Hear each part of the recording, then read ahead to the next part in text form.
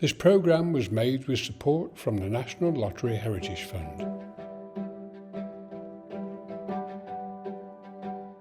On the Heritage Channel tonight, evidence of medieval life in the heart of Grimsby, a new CEO for Heritage Lincolnshire, and Gemma discovers a hidden gem in Scarfo.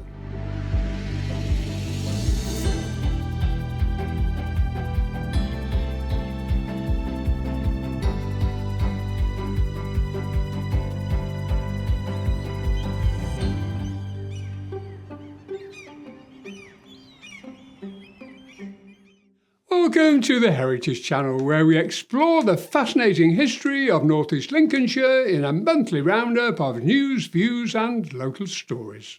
An architectural dig at our big picture in Grimsby has revealed a number of fascinating finds, including part of a medieval wall.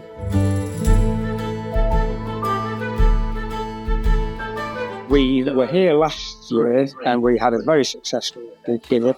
And we were digging where I'm stood now. We found so many excellent finds last year, totaling some 3,000 items. Unearthed another 2,000 items. One of the most interesting finds, we have 3 complete bottles, which we're pretty sure comes from a chemist. And our estimate is one of them is probably laudanum. The shops along here, everything from a chemist to a butcher's, to a ropery, to a nurseryman, and all our finds have confirmed that. We even have a picture from 1890s of the front of this particular building, and it says on it, Cleethorpes oysters for sale. What have we found in the pit? Yet again, the same as last year, hordes of oyster shells. We would like to come back, yeah. Based on their plans, we think possibly maybe next year. And the medieval wall that's behind me, to my left, we'd like to follow that in, because that's what we've got. We've got a medieval wall. Following a successful spell at the National Maritime Museum in Greenwich, Grimsby girl Tracy Stringfellow has returned to her home county to lead the team at Heritage Lincolnshire. I used to work at the Unemployment Benefit Office on Freeman Street when I was 17. Then I went back to university, so I did art history and thought museums were the place I wanted to be. I worked at Scunthorpe, Normanby Hall, Baysgarth House, and I lived in Barton for a little while. Gosh, what happened next? Got the job at the Heritage Centre as manager. I ran Rochester Castle for a little while, so then I moved into buildings more and site management, and then moved to Greenwich to move back into museums and run the council's small museum collection, and then we spun that department out into an independent charity and was chief exec for what felt like a very quick 10 years. And then the opportunity arose to come back home. History has given me a fantastic career, an opportunity to meet great people and be involved in fantastic things. But nothing speaks to me more than doing that at home. Heritage Lincolnshire is 30 years old. We've always had an archaeology unit, so a commercial archaeology service, and that generally is the vehicle for income generation. But over the 30 years, as you can imagine, our model has changed somewhat. So now we offer consultancy services, we develop buildings, so that's always been our bread and butter. We're a development trust. So we find buildings and work with the community, help with fundraising, help with developing projects, help with delivering projects, and bring back into use some of the fabulous heritage of our great county. When I hear opportunities from North East Links and the work that's happening across North East Lincolnshire and North Lincolnshire, and speak to colleagues at North East Links Council and in charity organisations across the region, that's really where my passion lies, and the opportunity to be involved in any of that is really exciting to me. I love heritage and I love history, but those things aren't an end in themselves. What those things do is they are vehicles for transformation within our communities. I think I would like to see in 20 years' time a greater confidence locally that people don't feel that heritage is not for the likes of them. I would like to think that everyone feels confident if they see a thing that's broken or dilapidated or unloved, but that has meaning to them or they feel has meaning for their community, that they have confidence to say, can we do something about that? And not to say, council, can you do something about that? But to say, can we as a collective do something about that?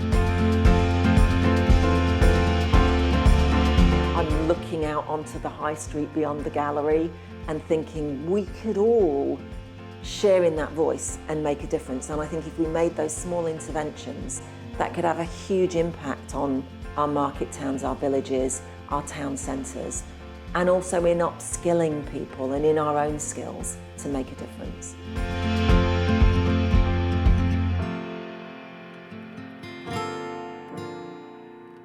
Last month, we visited Grimsby Minster, one of the 5 Grade 1 listed buildings in Grimsby. This month, Gemma explores another one, this time in Scartho. Sheltered by a corpse of mature trees, the parish church of St Giles with St Matthew is an oasis of calm and tranquillity in the busy suburb of Scartho. Addition and modifications, including the medieval nave, Victorian chancel and north aisle, added as late as 1955, have been tastefully integrated into the original architectural style. The expansive churchyard provides a majestic setting for this magnificent building and peaceful setting for local people to remember loved ones. The gravestones in this well-tended space include many reminders of the church's historic past. Elsewhere in the churchyard, the only notable that we're aware of is the founder of the Even Ranshaw department store in Louth, Adam Eve, who is buried here. The oldest gravestone that we're aware of is his father, who stands alongside him, and that's dated as 1788. Inside the church, you'll find many reminders of its history and importance to the local community. So as you enter the church into the baptistry, you'll notice right in front of you is an old Norman font that was found in the churchyard. As you come through from the baptistry into the nave, there is a large stone arch, which is the main feature of the Saxon church. Above the Saxon arch is a priest hole, which obviously would have played a big part during the Reformation. As you come round from there, you come alongside the organ, which was put in about 1870, been brought up to date in the 1970s and is now electric.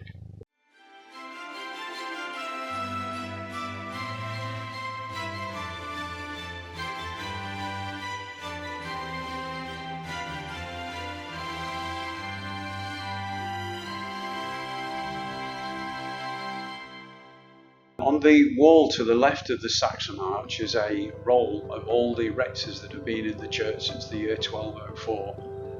Amongst them, the 2 notables. One, Sir John Fisher, who was actually nominated to the church by Henry VIII, led the rebellion against him during the Reformation and finished up at the Tower of London, where he was martyred. As you come from the organ area into the chancel, there is a grotesque on the arch, although nobody knows who the actual figure is of. The church itself was bombed in the churchyard in the 1916 by a Zeppelin. It caused extensive damage to the roof and to all the windows, which had to be replaced. The main characteristic of the chancel is the east window, which was rebuilt in 1917 by the well-known artist A.K. Nicholson. Also in the north aisle is a set of alabaster figures which were found during the laying of the foundations of the Grantham almshouses. As well as regular services, the church also hosts a choir, a bell ringing group, and a wide range of secular activities, including Tai Chi, bridge, and dog training.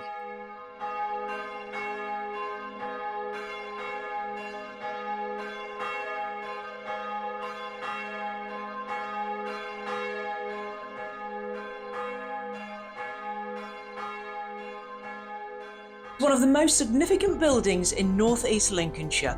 The church today continues to celebrate its glorious history, providing a welcoming place of worship for its Christian congregation and a centre of support and activity for the wider community.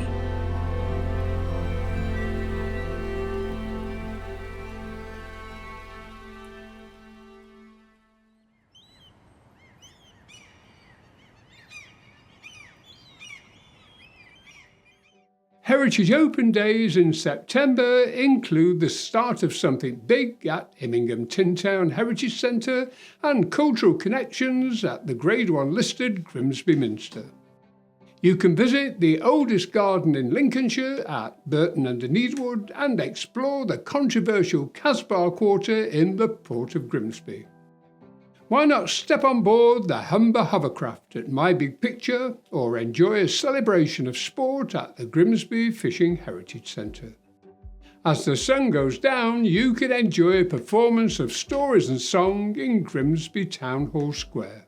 Full details of all local Heritage Open Day events during September are on the Heritage Lincolnshire website. Well, that's all from the Heritage Channel tonight. Don't forget to subscribe to our channel or join our Facebook group to make sure you don't miss any of our programmes. From everyone on the Heritage Channel, thank you for watching, and we look forward to seeing you next month for more Heritage news, views and local stories.